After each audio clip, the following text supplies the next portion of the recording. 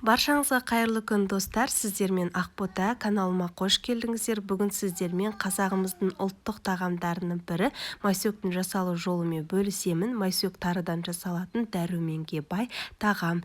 Видеоны соңына дейін көріп, сіздер де осы рецепт бойынша жасап көріңіздер.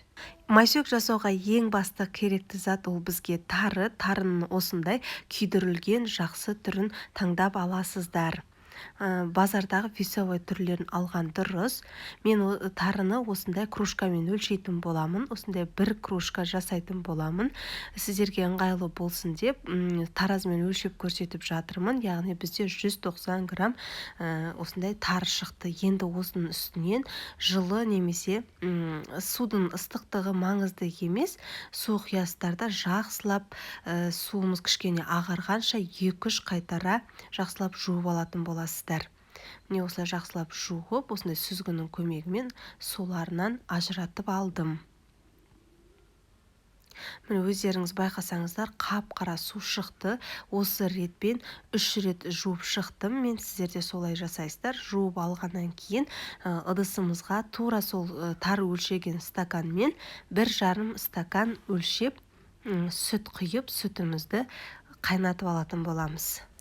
Міне біздің сүтіміз осылай қайнап шықты. Енді осы қайнап тұрған сүтті жаңағы сүт өлшеген стаканмен тағы да өлшеп 1,5 стакан тарының үстіне құямыз. Көп құйып жіберуге болмайды. Тарының үстінен сәл асып тұрса болғаны. Осылай араластырып, бетін жауып, 20 минутқа тарымыз бөккенше қалдырып қоямыз. Міне 20 минут уақыт өткеннен кейін осылай барлық сүтін сорып, бойына жұмсарып, дайын болып тұрады. Енді осындай матаның үстіне, майлықтың үстіне, яғни жабыспайтын мата болса жақсы, осындай матаның үстіне осы тарыларымызды жайғастырып шығамыз. Ол артық суларын сорып, біздің тарымыз бір-біріне жабыспайтындай күйде болу үшін істелінеді. Енді осының үстіне тағы да екінші майлықты жауып, тарымыз кішкене кепкенше, менде 40 минут тұрды осылай.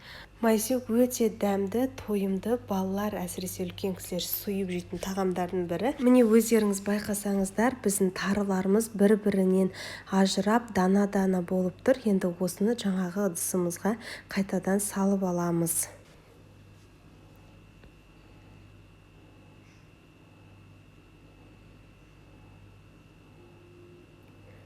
Енді осы тарымыздың үстінен қантымызды және де бөлме температурасында тұрған жұмсақ сары майымызды саламыз. Мендегі сары май, қолдың сары майы, дәмі әдемі, жақсы 82,5% май салғандарыңыз дұрыс. Сол кезде дәмі өте керемет болып шығады. Енді барлығын жақсылап біркелкі етіп араластырамыз.